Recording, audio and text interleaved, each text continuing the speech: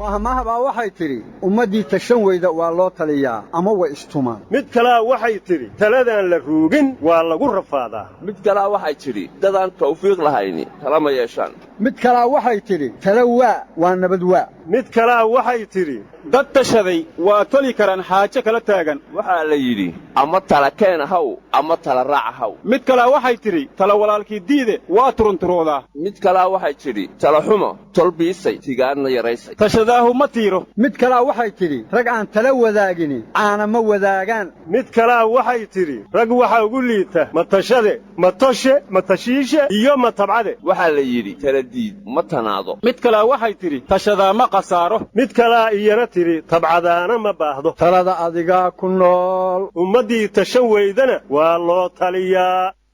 war kalamaanay waxaan dhihi lahaa ari soo qamaamo qof ka dhigay harraado inta qaba yar loo gubay dabadeed qubaado sinajiif qodeediyo martikaay qulqulayo caleemaha qallala iyo xaabka quudanaayo hoyin loo qaraaciyo qawda geedka yeertiyo qaaca lagu siraayaan innaguna la qaabnahay. hortan adoon ku daalin waxaa hore loo yidhi qadaadkoo la jiidiyo dhegtoo la qabtan mooyaane ninna qaylo kuma yaacin karo doon qabowsaday. war waxaa kaloo la yidhi usul gaadhi madowlo intuu maalinta seexda leyl madow mirta toosa oo maanka uunka ifaayiye qalbigiisu madowyey oo mixnad uun falkinayo taladiisu madowday ummaddii madax moodday ka sugaysa maciin mugdi bay dhaxashaa. aryaanaha waxaa kaloo la yidhi sidii guri madooboo nalkii laga madoobeeyey ama weel madooboo qadiid lagu madoobeeyey ama meel madooboo dhammaan wada madoobaatay wallee madax madoobay aniga ima madoobaysid anse moogi anigoo aqligu iga madoobaaday.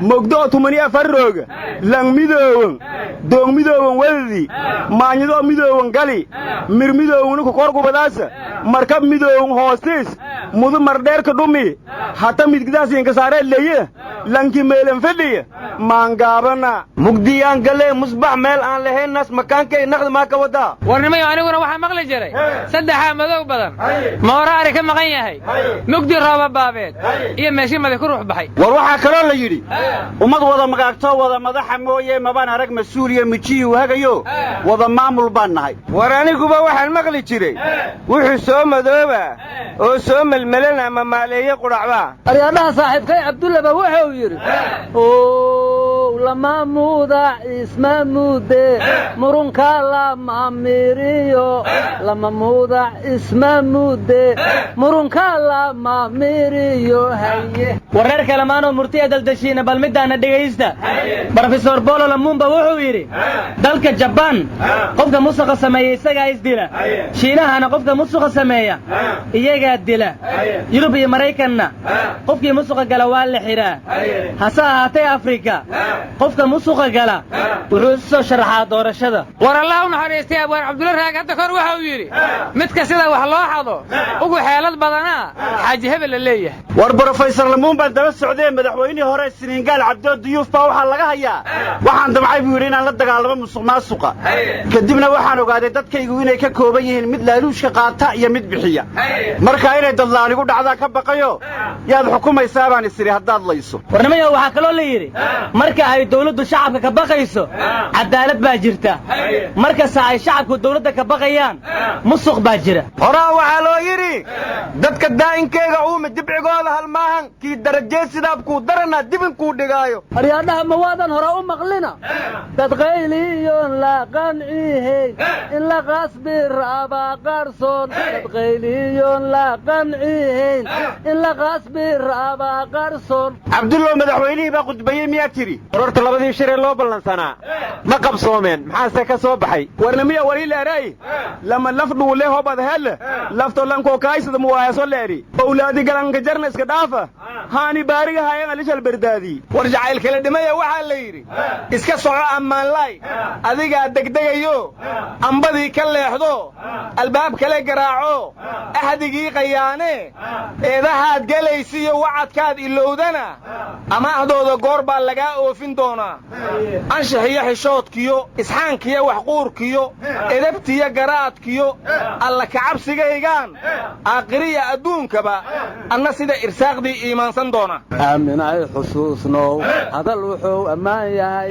intaanad odhanine afka hadduu ka soo baxo aday uma arrimisidee aan maqli jira war xaliimo khaliif magool allah u naxariistay waxaan ka maqli jiray allaylehe jacaylkii jarbuu iga ridee jiifiyo joogbadiide gaboosoodiin weliba ku tabtay meelaan jid marin baan keligay ja'iire war magool allah u naxariistay waxaan kaloo ka maqli jiray ano jiifka qabanliyo adoo jeegadow yaal miyay talaadu joogtaa war aniguba allah u naxariistaa magool waxaan ka maqli jiray haddaan calafku ila jirin wanigan jiciirte jaaw nabadgelyo jaaw nabadgelyo war aniin weliba dheegi jiray allahayow nin jeeb maran ka janjeerta xaajadu cawinaata jeceela warnimayaw jacayl baad ku waalateene jacaylkuna waayan xadkiisii waa dhaafaye war baan idin hayaa war jacaylkaa waxay ga raaceen aanku su'aale waxaa la yidhi jacaylkan xiimayee xawaaraha goynayow xareeddiinna dhaafisee xaggeebaad nagu waddaa webigaysitee iwalwaalayaa xaggaygu wadaa miyaadan maqal waa jiraa jacaylka jilbuhuna jajabiyaa dadkana wuu janaaniyaa war qolo soo socotaad malaha u hadashaye caashaqu sidii hore maanta waa ka culus yaa miyaadnaan maqal war adigu ma waadan maqal nin jacayl asiibo urkutaalladiisii la itaaldarreeyaa andacwaday oo yidhi talow yaa ugaas iyo u ahaa suldaanon uga eshtakooda mid kaloo ag joogo erayada maqlaayaa u jawaabay oo yidhi waa wixii awowgiyo abkaagii ajalayoo cilmi iilka geliye sida nacasa oo yini adkaysaan ku leeya war adiguba wadigaan aroose balaan eegnaaya miyaadan maqli jirin wareer kalamaanow hay-adaha jacaylka adduunka mooye cid kale waxba idinkama qaban kartee warka hayga dhex gelinina qaramada midoobe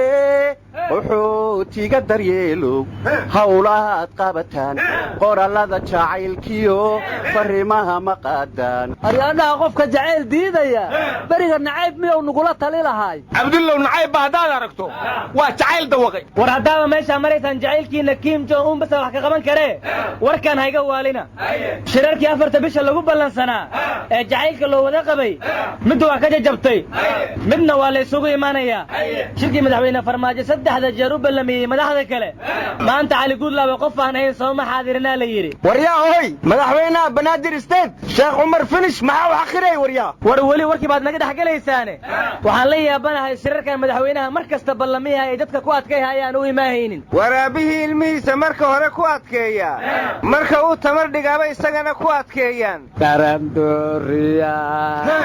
darandooriya banaasnaasi dabadeed aan maqli jiray war aniin weliba dheegi jiray durdura geel baa ku jabay damaa'ina waahu yahay dalkuna waa lama huraan dadkuna waa lama huraan warnimada warka waa badisaane su'aal dadka martiqaadka madaxweynahooda diidaya bal maxay rabaan maxay doonayaan ma yeelaan maxaa ka maqan ma falan yihiin weliba dheegi jiray owlaadakiin fiyawiina aadii hore guuristee ka horoyta war ninkan xiiqsan ee xoogaga wadiniinta ka soo lumay waxaan weydiinayaa raggaad eedaynaysa ka soo gudube qoorqoor iyo lafta gareen meel ku sheeg war waxaan filayaa meel curadkii maqan yahay inaan cidi imanaynin war ma haysiine ra'iisul wasaare rooble soo dhawaada walaalayaal albaabkii waa idiin furan yahay miyuu yidhi gacmo wada jiree wax ku gooyaa miyuu yidhi mucaaradka anaa u jooga miyuu yidhi war mucaarad iyo rooble waa heshiiyeen warkan naga suga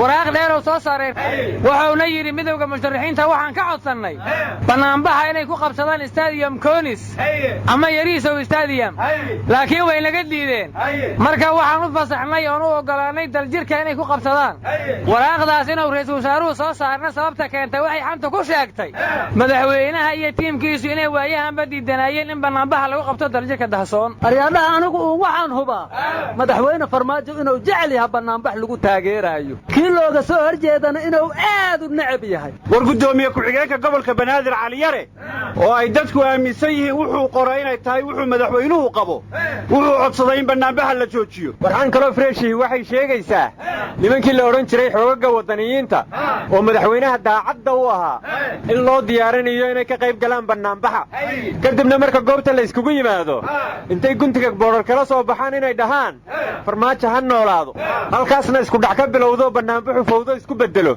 ratiirarkii laga rogo ribood rabaana waa rogaa ahaa taaso aryadaha ciidankaasuma bannaanbaxay ka soo qaybgalayaan mase amnigiisay sugayaan. war sabtida mucaaradkaa lehe muxaafidku maxay rabaan may xadda ka dhigtaan. war sabtida waa tii loo ballamay bannaanbax nabadeed bannaanbaxaasna waxaan u arkaa inuu jaangoynayo mustaqbalka madaxweyne farmaajo sababtoo ah madaxweyne farmaajo 8 February dadkii u soo baxay ama dad ka badan haddii ay soo baxaan bannaanbaxa sabtida oo goobtuna taxriir u ekaato madaxweyne farmaajo gardaran haddiise dad badan iimaan waayaan mucaaradkaa gardaran bay candhuuftooda intay dib u liqaan madaxweynaha afar kale ha loogu daro hana loola shaqeeyo. war cid kastoo bannaanbaxa ka soo qaybgelaysana waxaan dhihi lahaa bannaanbaxa haddaad timaaddo sankiiyo bishimaha dabool balaayaha faafinine aryaanaga shibla dalku dawladow leeyihiin. warwar ma haysiine salaadiinta beesha lixaad waxay la shireen midowga musharaxiinta waxayna dhaheenaa la yidhi waxaan qabnaa in wakhti la siiyo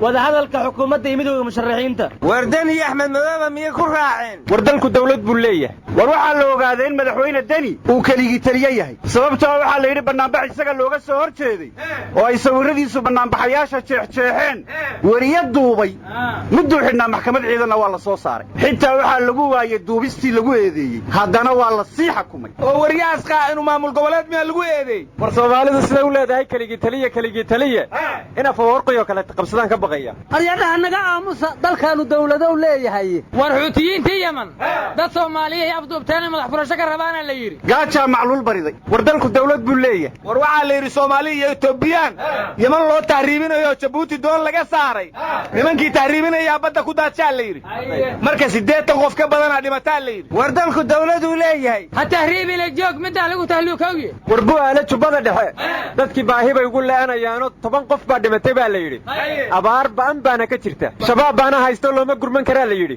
aryaa dalku dawladow leeyahay. war gobolka gadana abaar xun baa ka taaganaa la yidhi. aryaa dalku dawladow leeyahay lagaa yidhi. rabbiyo roobna sii ilaahay noo gargaaro karoona allah naga qaado. war dalku dawlad buu leeyahay. soomaali ha israacdo. dalku dawladow leeyahay. dalku dawlad buu leeyahay. waryaada colaadda joojiya. war wada hadlo heshiiya. war joojiya dagaalka oo ilaahay ka cabso. aryaada dalku dawladow leeyahay. xubinta kalamaan ayaad dhegaysateen guud ahaan barnaamijka falaqaynta inta ayuu ku dhan yahay cabdiraxmaan kayse ayaa farsameynayey anigoo cabdisataar xaaji cali ayaa idinla socodsiinayey nabadgelyo.